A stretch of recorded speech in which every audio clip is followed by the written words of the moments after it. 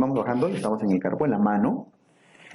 El carpo tiene 8 huesecitos. ¿Cuáles son los huesecitos del carpo?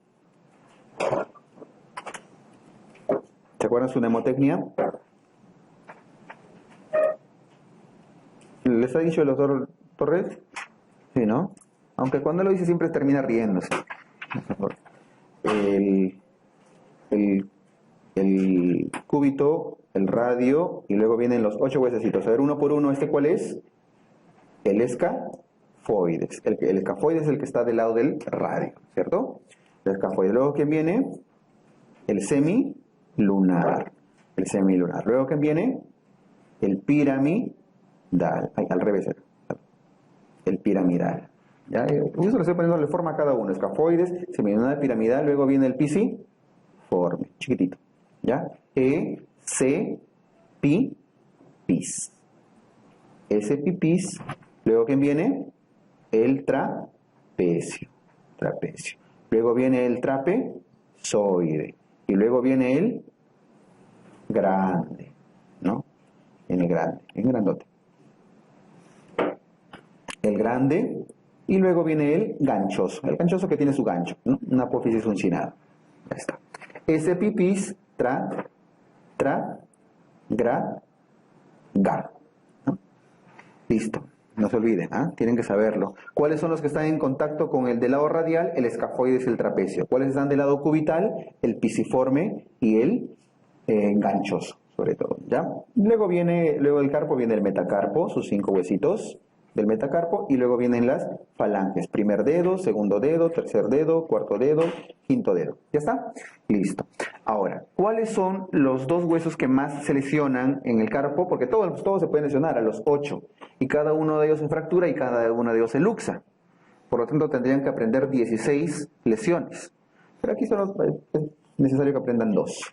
La del escafoides y la del semilunar. El escafoides suele fracturarse y el semilunar suele luxarse. ¿Está? Entonces, hueso que más se fractura en el carpo, escafoides. Hueso que más se luxa en el carpo, semilunar. ¿Está? Listo. Por cierto, el carpo, si bien aquí lo he dibujado así medio al cúbito, como que está pegado al carpo, alguna vez preguntaron, el carpo, los huesos del carpo se articulan directamente con el radio. O sea, casi no tienen, el carpo casi no tiene superficie articular con el cúbito. Aquí está como que mal dibujado, ¿ya? Es básicamente con el radio. El radio es completamente ancho acá y abarca casi todo el carpo. Y el cúbito básicamente queda abandonado a un ladito, ¿ya? Te dan ese datito, cuidado. Muy bien. Entonces, hablemos de la fractura de escafoides. El escafoides es... El escafoides se lesiona más frecuentemente cuando hay caída sobre la palma de las manos, igual que coles. Suele pasar desapercibida porque la radiografía no encuentra nada. Se caen sobre la palma, se fracturan el escafoides, toman una placa y no encuentran absolutamente nada. La mayoría son a nivel del cuello. El escafoides, por más chiquito que sea el hueso, tiene cabeza, cuello y cuerpo. Por eso lo dibujé de esta forma, ¿cierto? Y si lo agrandamos, parece así, ¿cierto? Más o menos así. Ahí está, ese es más o menos un escafoides, agrandándolo. Cabeza, cuello, cuerpo. ¿Ya está? ¿A qué nivel se da con más frecuencia? A nivel del cuello se fractura el escafoides. ¿Ok? ¿Listo?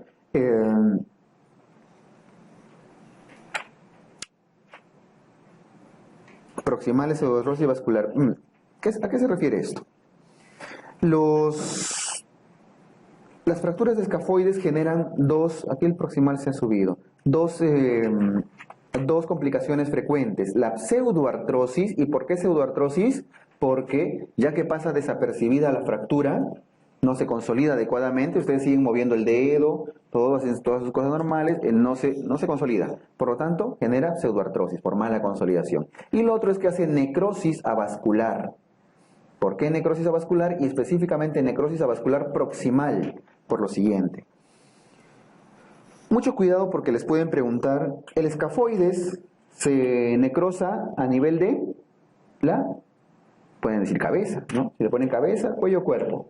Pues si el fémur se necrosa a nivel de la cabeza, el húmero se necrosa a nivel de la cabeza, el escafoides también será a nivel de la cabeza, ¿no?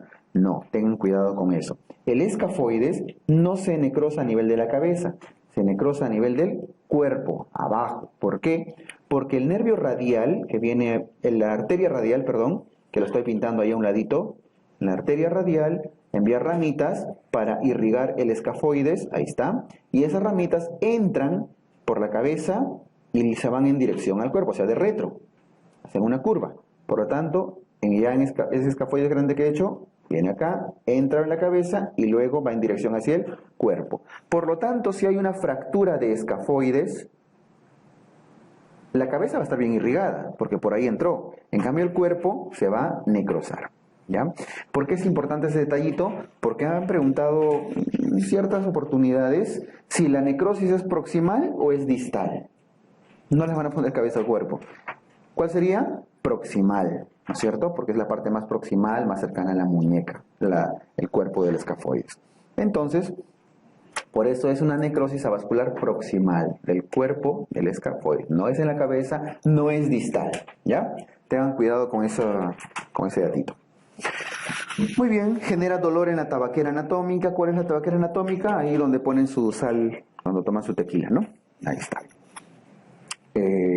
Y duele a la presión en la tabaquera y aumenta el dolor si es que hacen abducción, aducción del pulgar. Cuanto más muevan el pulgar, el dolor incrementa. Entonces, caso clínico es bien fácil, dolor en la tabaquera anatómica que aumenta la movilización del pulgar, fractura de escafoides. ¿A qué se refiere con 4 proyecciones? Se refiere a las radiografías, ya que la radiografía es inútil, por lo menos tienen que tomar 4 proyecciones para tener una cierta imagen. Las radiografías son inútiles. El estudio de elección para diagnosticar una fractura de escafoides es la tomografía. Así como vivimos hace un rato en cóndilo y tróclea, que son zonas muy pequeñitas de fracturas muy desapercibidas, igualito en escafoides, siempre su tomografía. ¿Ya? Ahora, el tratamiento, ahí dice yeso, pero en general puede ser un yeso, puede ser una férula, puede ser un vendaje simple, pero lo importante es la forma y de dónde a dónde va. Mucho cuidado porque he visto que a veces marcan en los simulacros, en los exámenes, yeso brachiopalmar, o sea, desde el brazo hasta la palma. No. Brachiopalmar era para fracturas del antebrazo, ¿no es cierto? Si el problema está en el carpo, ¿qué tienen que hacer? El yesito tiene que ir por encima de la articulación de la muñeca, o sea, el yeso desde el antebrazo, o el vendaje o la férula. Esta, otra vez carpo. ¿Quién se articula más allá? El metacarpo. Por lo tanto, la fijación va a ser entre el antebrazo y el metacarpo. Y eso es prácticamente un guantecito, ¿no es cierto? Un guantecito que tiene los deditos libres. Así como esos guantecitos que usan para el frío, con sus deditos sueltos, algo así. Entre el antebrazo y el metacarpo. ¿Ya? Puede ser un yeso, puede ser una férula, puede ser un vendaje. Pero lo importante, más allá de que sea yeso, férula o vendaje, es que inmovilicen el pulgar. Cualquiera de los procedimientos que tengan tiene que tener una buena inmovilización del pulgar.